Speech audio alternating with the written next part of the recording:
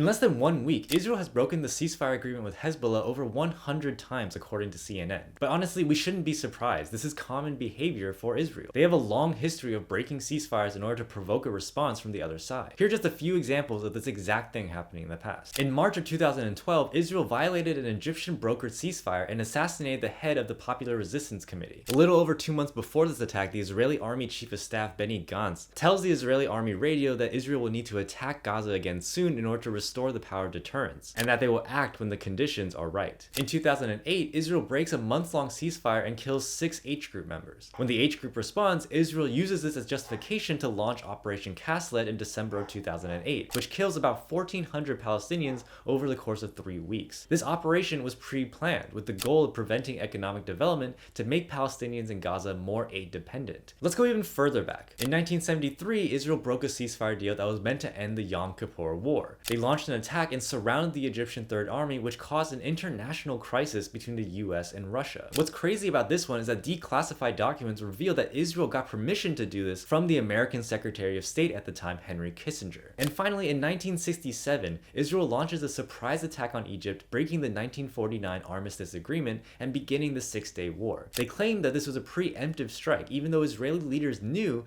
Egypt was not a real threat. These are just a few of the most consequential examples, but there are many, many more over the past 76 years. And yes, you could say that violations happen on both sides. That's true. But one side is clearly violating the ceasefires much more. According to this graph by Visualizing Palestine, between 2012 and 2014, Israel violated ceasefires at double the rate that resistance groups did, with many of those violations leading to actual deaths. We are seeing the same strategy being used today. Israel has no intention to stop fighting Hezbollah. They're just changing their tactics. A ceasefire deal now gives them political cover for their failures in capturing southern Lebanon. And it's no coincidence that the escalations in Syria began the day after the ceasefire deal took effect. The Syrian rebel groups are disrupting vital supply lines for Hezbollah that run directly through Syria. So while all of that is going on, Israel keeps attacking, hoping to provoke a response. If Hezbollah does respond in any meaningful way, Israel will claim that they broke the ceasefire and will use it as justification to reinvade and reoccupy southern Lebanon. But this time against a weakened Hezbollah that has their supply lines in Syria cut off. But what can we do about all of this besides just watch it happen? Well, if and when the deal does fail, you know Western media will try to claim Israel is acting in self-defense again. When that happens, we all have to be there to loudly remind people of the truth. So save all the videos and headlines about this because you will need them later on. And they also operate in Lebanon, so you can donate to their programs there too. In my link tree, I also have a public action toolkit, easy tasks, and guides on how to boycott, which is one of the best tools we have to combat the occupation. Lastly, one of the best things you can do right now is to find community. Whether that's a group that's local to you, or you can join the Conscious Citizens, which is a community that my studio started to help make political activism more approachable. Whatever it is, do at least one thing today to build the world that you want to see.